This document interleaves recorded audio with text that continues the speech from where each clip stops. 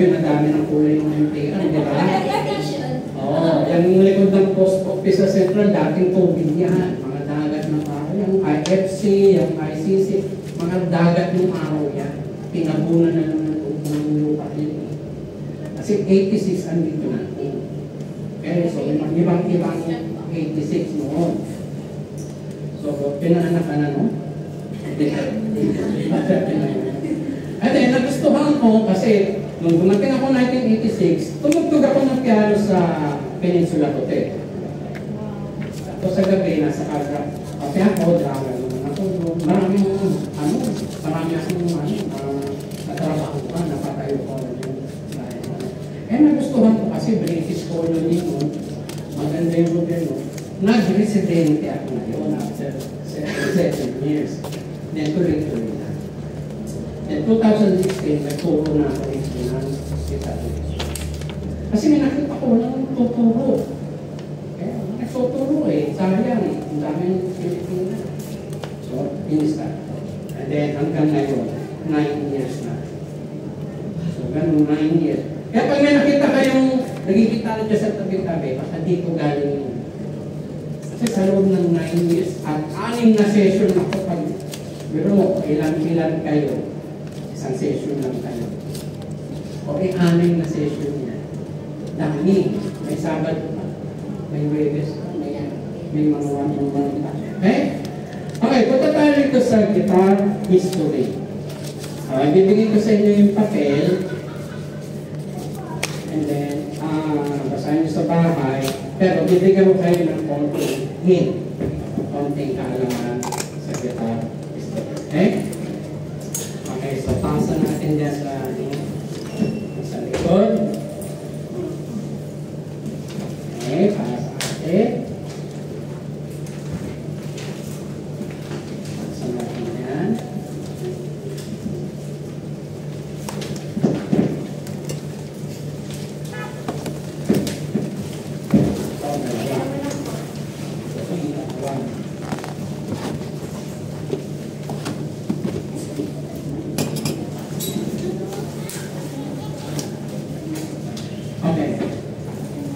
Bigyan ko lang kayo ng konti para mabilis. Pero basahin na naman. So ito nakikita nyo dito sa harap ko. Ito yung tinatawag na acoustic guitar. Okay? Ito yung tinatawag na acoustic. Okay? Pero tayo itong acoustic nylon. Tapos may acoustic steel. Ang tawag dyan ay acoustic guitar. Iba yung tinatawag na electric guitar. Okay, ba yan? Okay? Sa electric guitar, may record kung sino naka-invent ito. Si Les Paul ng taga-Texas noong 17th century. Pero itong acoustic na nakikita nyo ay wala. Walang makapagsabi kung sino ang naka-invent niya. Noong panahon ni Kristo, noong panahon naman ng hari, meron ng gitara. Pero hindi malaman ng mga archaeologists kung sino ang naka-invento. Ang tawag dyan ay lute. Ito ay gitara na maliit lang, pear-shaped, na may 4 na strings. Ang likod niya yung likod ng pagong. Tapos mahogany wood yung harap at wala siyang harap. Yun ang ginagamit para paligayahin ng hari. Lute, sa Greek word, kung tawagin siya ay kitara. Mawala sa niya dyan, kitara. Nung dumating ang 17th century, may isang Spanish na tinawag niya na kuitara. Sa Spanish, ang tawag niya ay kuitara. Okay? Ay, di ba sinakop tayo ng Spain ng 300 years, mahigit? So, anong tawag natin sa kuitara? Gitara. Naging Tagalog. Okay? Gitara. Then, dumating ang panahon na ito si Antonio Torres ang nagmamanufacture ng kuitara o gitara sa buong mundo. Siya nagpapadala ng mga gitara ng araw. Ngayon, dahil sabi ko kanina, yung lute, shape niya, fierce shape. Alam niyo yung prutas na fierce, di ba? Tapos maliit. Binago niya yun. Dahil nakita niya yung bagong ligo ng asawa niya. Nakita niya, hubad. Nakita niya yung korte mo. Malakang. Kanya. Ginawa niya, kinausap niya yung manager niya. Baguhin mo yung korte ng gitara sa ayon sa balakang nung asawa ko. Diba, sexy? Yun ang istorya. And then, yung apat na strings, kasi yung strings no, yung bitukan ng tuka yun eh. Ginawa niya strings eh. Ginawa niyang steel. Ginawa niyang 6 na kwantas. Kasi dati 4 lang. At walang fret. Kung nakikita niyo, walang dati kita, walang fret. Ngayon, meron na tayong fret. Okay? Ito na. Ininvento ni Antonio Torres. And then, dumating ang panahon na bawat bansa ay naka-invento ng kanya-kanya sariling gawang gitara. Matulad ng US, meron siyang banjo, India, meron siyang sitar, Portugal, meron siyang ukulele. Tayo, meron din. Sa Palawan ginawa. At nakilala sa Mindanao.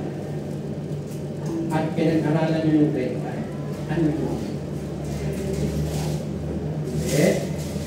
Ano yun? Okay. Dahil sa absent kayo nung araw na yun.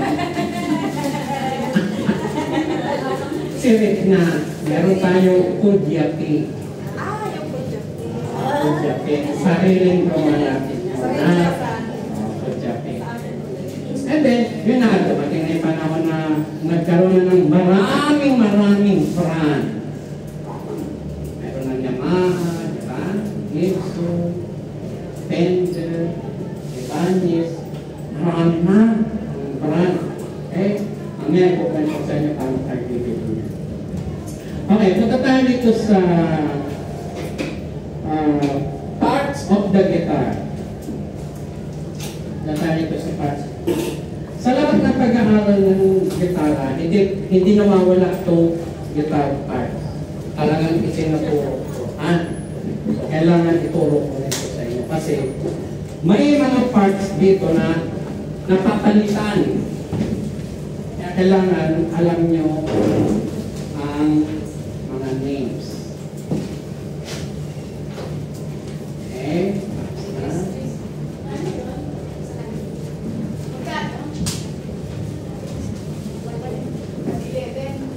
Kaya naman muna. Okay, so ito yung gitara. Tingnan natin yung parts of the gitara.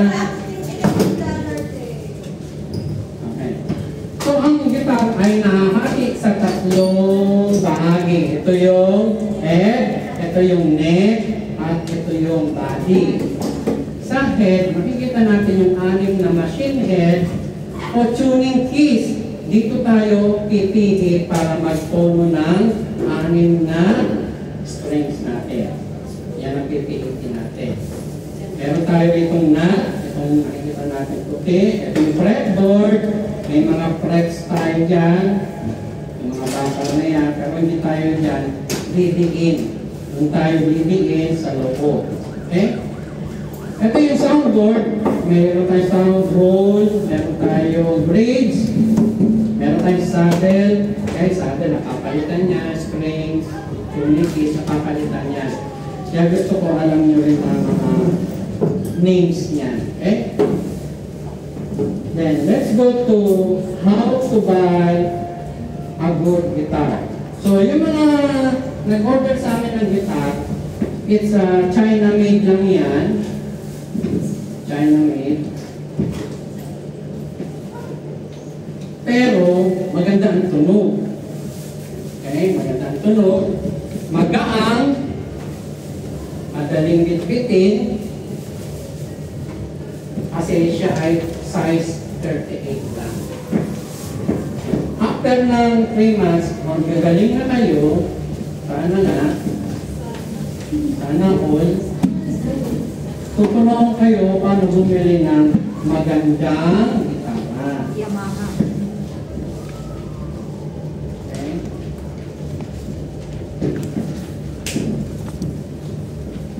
Depende sa budget niyo.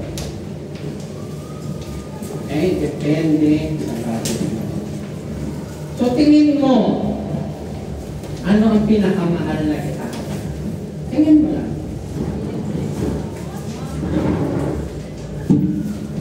Itong ganitong gitara, itong acoustic. Tingin mo, magkano yung pinakamahal? Anong brand ang pinakamahal? Gibson, Yamaha, pero alam niyo ba ang pinakamahal ay ang Taylor? Na kumaabot ng 100,000. Subukan mo pumunta ng Tommy Music Store. Pag nakita mo yung mga Yamaha, Gibson, andyan lang yan, pwede mo hawakan yan. Pero ang Taylor, meron siyang estante, meron siyang salamin, hindi pwede hawakan. Kasi made of gold siya, tapos yung mga nakikita niyong puti, ay Korean sa elepante, tapos mahogany wood, ang ginamit sa kahoy, mamahalin. Kaya, mamahalin, talagang mahal. Okay? At nung minsan, may estudyante ako, nagdala nun. Nagdala ng Taylor. Dito nakaupo. Nung second week na, nung nilabas na lahat ng gitara, nakita ko hawak niya, Taylor na talagang 100,000. Nung tinanong ko siya, magkano bili mo dyan? Kasi alam ko ang presyo. Sabi niya, ay hindi ko ito binili. Binigay ko ng amo ko. Kasi yung amo ko niya ay isang magaling na gitarista. At mayaman. Nung nalaman ng amo niya na magigitara siya, nag-aaral siya ng gitara. Sabi ng amo, pumunta ka doon sa store at pumili ka ng gitara. Sa'yo na yan. Eh, nung pumunta siya, pundido yung ilaw. Inaaninag niya, nakita niya Yamaha. Alam niya, mahal yun. Pagtingin niya, ibang news, mahal ko, wag ko. Eh, nakita niya yung Taylor, ito, hindi ko kilala. Hindi ko kilala. Ito na lang kukunin ko kasi baka magalit si Seth pag niya mga kinuha. Kinuha niya, dinala niya. Sabi ko, alam ba na yung Seth mo na yan ang kinuha mo? Sabi niya, hindi. Sabi ko, magbalot-balot ka na. Pagbalik niya ng third week, simunod na week, Yamaha na yung dala. Oo, asa na yung Taylor? Sinuri ko, baka ma-terminate. Kasi hindi alam ng amo, yun ang kinusabi. Pag nalaman ng amo mo yan. So gagawin natin, buy ang gitara. Ayon sa budget mo, meron ka 1,000 budget. Meron na yan, makakabili ka na maganda. So, visit guitar shop muna. Tingnan mo na magkano budget mo. 3, look at the neck. May napili na ako, Yamaha, ito. And then, titignan mo yung neck. Ito. Kasi, alam niyo ba na halos dikit lang yan sa body? Ayan, kadikit lang yan. Sa Hong Kong, may humid. May winter, may summer. Minsan, pag matagal na ito sa store room, bumibigay na ito. Ito, tumutungo.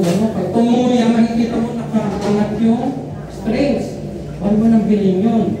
Kasi hindi mo na siya matutuno. At masakit na yun sa kamay. So, paano gagawin mo? Sisilipin mo dito kung diretso yan. Pagka-duling ka, hindi mo makikita kung diretso yan. Tingnan mo na lang kung nakaangat. Kailangan hindi siya angat dito. Kailangan hindi siya angat. Parang angat ka. Duling ka ba? Okay, gano'n ang pagbili. The action. Yun yung pinatawag na action. Kaya pag narinig niyo ang action, kailangan hindi siya angat. The frets. Ito yung mga frets.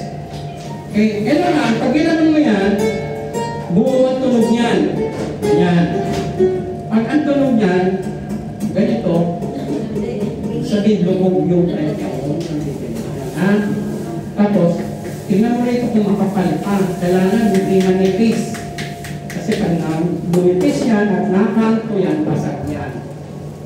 ang gitara, hindi pwedeng may basag. May bukas dito. Hindi mo na pwede lagyan ng band-aid yan. Kasi basag na talaga tulog yan. Paano mo malalaman ba may basag na? Pag pinalabit mong gano'n, pag nawala agad yung tunog, sabihin, may bukas na yan. May lumulusok na tunog yan. Kaya, iingatan nyo rin na bumabaksak yan gitara. Iingatan nyo. Tsaka ang tunog na parang nangungo, iba ng tunog, hindi ng buo. Okay, punta tayo dito sa how to clean your guitar. Okay, meron tayong tinatawag dito na panlinis. Eto, alam niyo ba ito?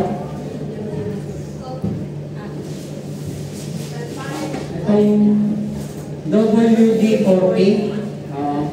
Di ba pag maingay bunganga ng amoy, ito yung Yung pintuan. Okay, so once a year, bibisikan mo tong machine head mo. Ito. Once a year.